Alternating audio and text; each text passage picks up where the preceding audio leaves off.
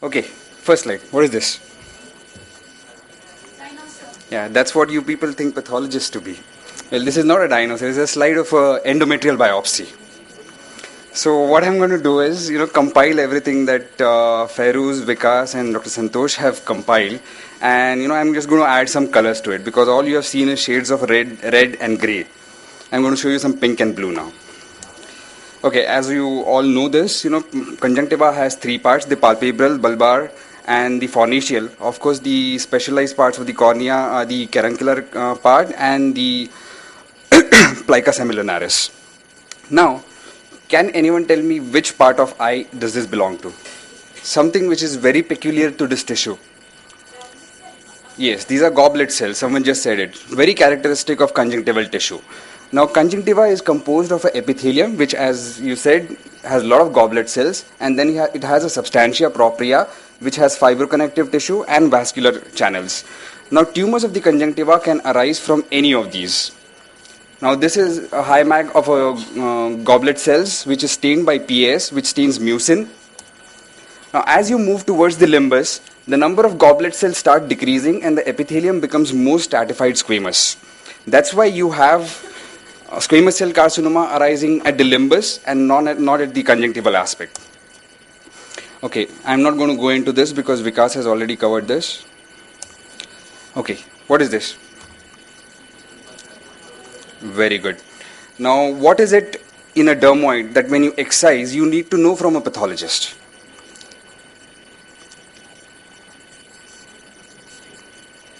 Okay, as you all know, dermoid consists of a stratified squamous lining, then you have dermal adnexae. But what is it that you want to know from a pathologist?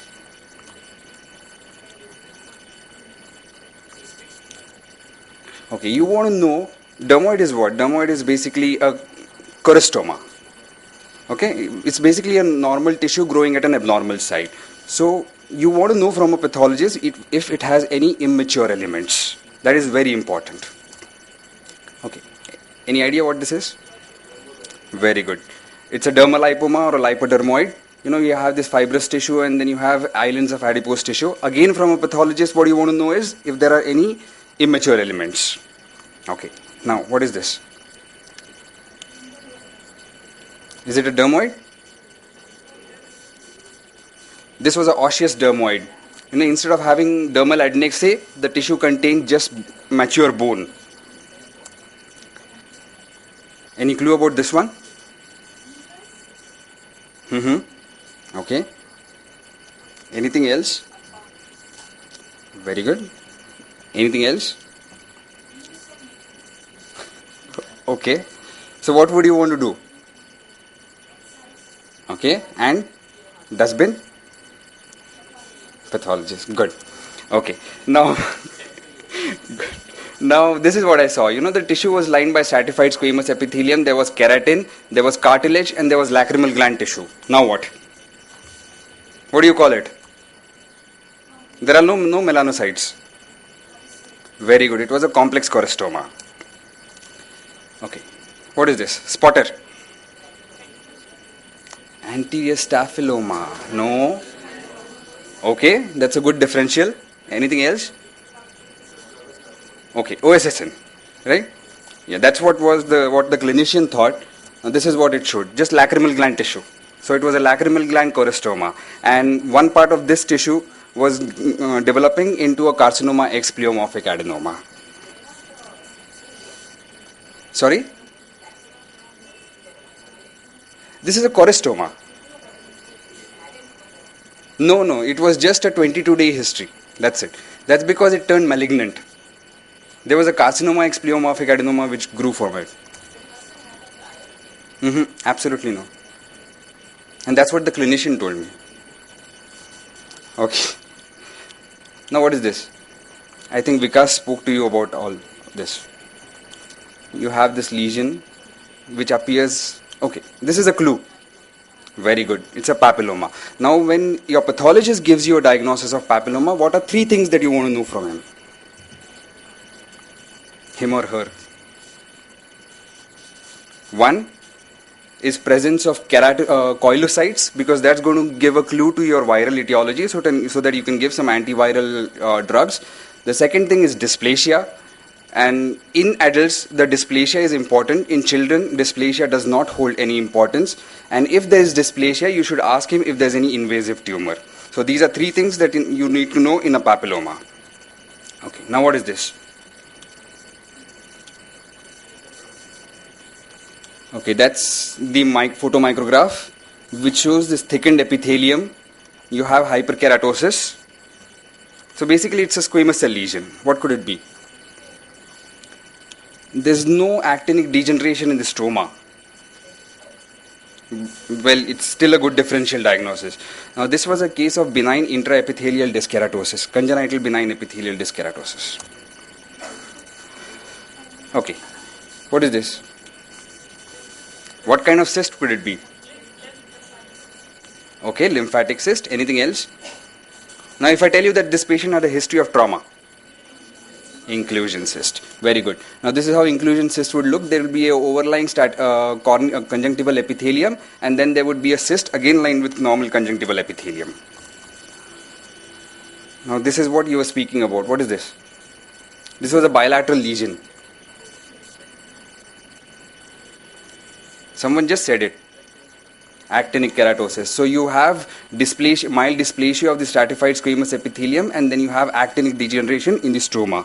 Again, when your pathologist tells you if there's an actinic keratosis, you should ask him if there is any invasive malignancy. You should ask him to bread loaf the tissue, because there might be a possibility that there would be an invasive tumor sitting somewhere. Okay, now what is this? OSSN. Very good. What would you want to do?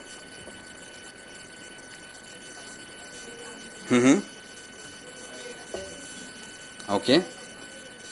Okay. So as I said, this was ocular surface squamous neoplasia. Now this is what Dr. Santosh was telling you. Now this is how he sends the tissues to me. You draw a diagram of the eye. You mark the sides. This is basically a Wattmann's filter paper. Now when you take out the tissue, you put the tissue over it, allow it to dry for about 3 to 4 minutes. Now this is done because conjunctival tissues or corneal tissues have a tendency to roll over themselves. And if they roll over, the pathologist will not be able to give you any margin clearance.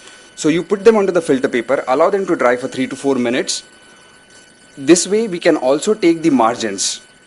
Or the other way, you can send me the margins separately and the specimen separately. Then the entire thing, you put it in a polythene bag which is filled in 10% neutral buffered formalin, seal the bag, and send it to me. If you follow this procedure, the tissue will not detach from the Wattmann filter paper. Okay, now what are the types of OSSN that you see?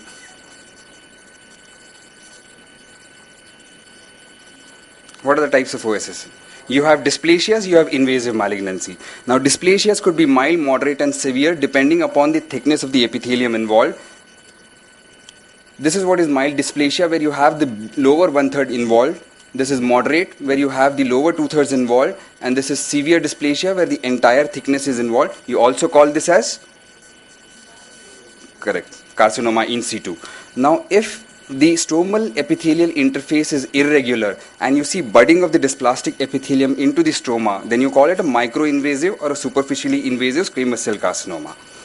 Now, this is what Dr. Santosh was again mentioning.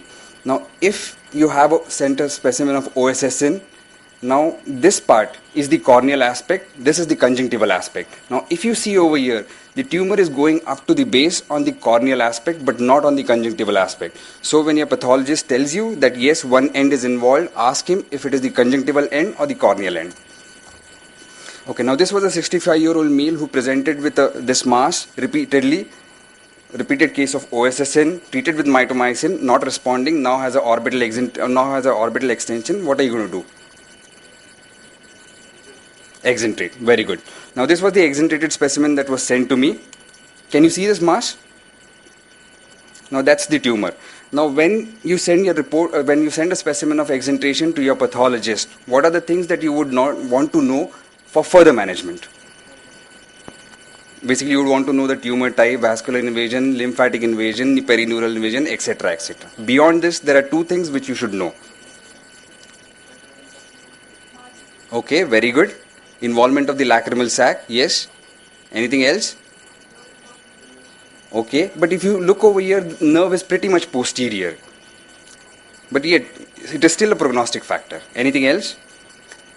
Two important things are, you need to know the status of the resected soft tissue margins, because that is going to tell you if you have resected the tumor completely. The other thing is intraocular extension. Now, if you look over here, the tumor is going up to the sclera, and that's where you're going to suspect if the tumor has gone into the eye. Now, that's the photomicrograph. You see the normal conjunctival epithelium, and here it becomes neoplastic. That's the high mag view. What are these? Keratin whorls, onion pearls. Okay, can anyone tell me what part of the eye is this? That's the clue. Okay, this is the iris. So what is this going to be? What is this? Yes, someone just said it. That's the Descemet's membrane. So this is the cornea. So you have the tumor penetrating the Bowman's membrane and going almost up to the base of the cornea. And what is this? Yes, that's the ciliary body. So you have the tumor going into the sclera. So you have scleral involvement over here. Now, the most common type of tumors that you get to see in a conjunctiva are the melanotic tumors. They can be either congenital, they could be nevi, they could be acquired melanosis, or it could be a melanoma. What is this? Now, I'm not going to go into the histopathology of all this. I'm going to just tell you what is histopathologically important. What is this? Congenitally acquired PAM. Okay. It is also called racial melanosis or complexion related melanosis. Okay. Now, what is this?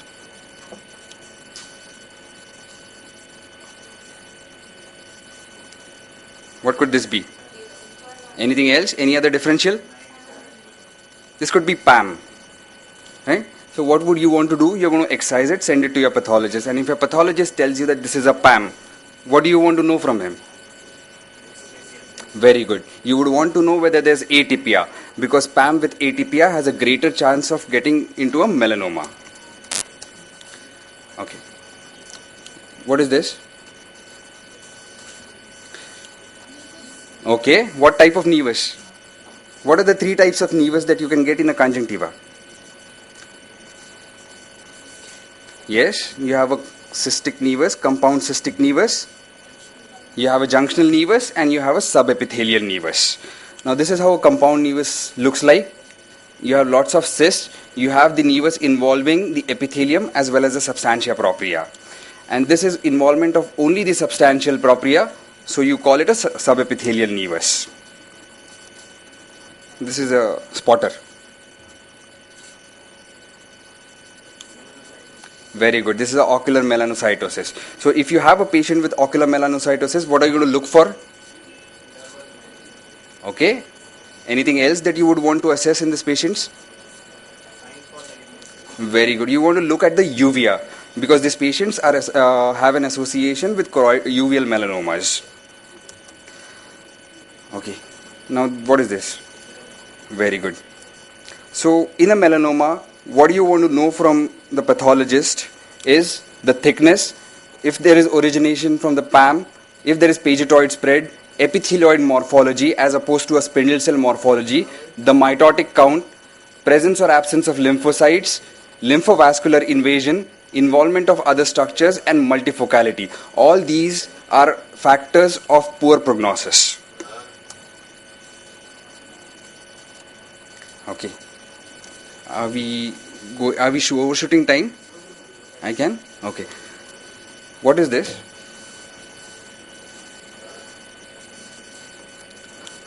This is a very vascular lesion. What could it be? Very good. Now, hemangioma could either be a capillary hemangioma where you have capillary sized vessels, or you could have a cavernous hemangioma where there are large and dilated vessels. Lymphangioma will have empty vascular channels. Okay, now what is this? Vikas spoke to you about this. Where's the lesion? Here? How does it look? Any differentials? Benign, malignant? Okay, neoplastic, non-neoplastic? It has to be neoplastic because we are talking about conjunctival tumors. Benign, malignant? Looks benign. So what would you want to do? Excise it. Okay. Now this is what the biopsy showed. Any one with the diagnosis now? Very typical appearance of this tumor. If you have ever gone to the lab and seen a slide. This is called as a myxoid appearance. This very violetish background, hypocellular, very characteristic of a myxoma. So when your pathologist tells you that it's a myxoma, what are you going to go ahead and do? Okay, you want to go ahead and screen the patient for a Carney's complex. Very good. Now what? Benign, malignant? Malignant. What kind of malignancy? Epithelial, stromal? Okay, if I tell you that this was an African male, Kaposi sarcoma. So this is how Kaposi sarcoma looks like. Okay, hematopoietic malignancies are mostly lymphomas and leukemias, of which lymphomas are most common. Feroz has already spoken to you about it. The most common ones are the Malt lymphomas, and they are the best lymphomas to have in a body, given a chance.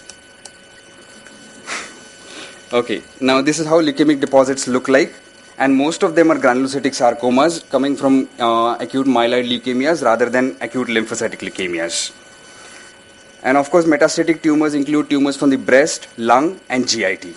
Now, tumors of the caruncle, any type of tumors can arise in the caruncle, but the two of them which are most important and need to have attention are these ones. What could this be? A very characteristic appearance of this tumor. A brownish, burnt out appearance. It's also called a mahogany appearance. Very good. And why is it called oncocytic? It's called oncocytic because this cytoplasm, can you see this cytoplasm? It's very granular. And that's what the name derives from. And this appearance results because of the abundance of mitochondria in these cells. Okay. Now, the other tumors which are common in the caruncle include sebaceous hyperplasia, sebaceous adenoma, and sebaceous carcinoma. Now, if your pathologist tells you that it's a sebaceous gland lesion, what would you want to do? Any of these three. If it is a carcinoma, you are excised completely, you have complete margin clearance, map biopsies is negative, what would you want to do? Are you going to call the patient for follow-up after 6 months? 1 year? 1.5 years? 6 months? Okay, ideally what you should do is you should screen for a syndrome that is associated with sebaceous lesions. Which syndrome is that? Sorry?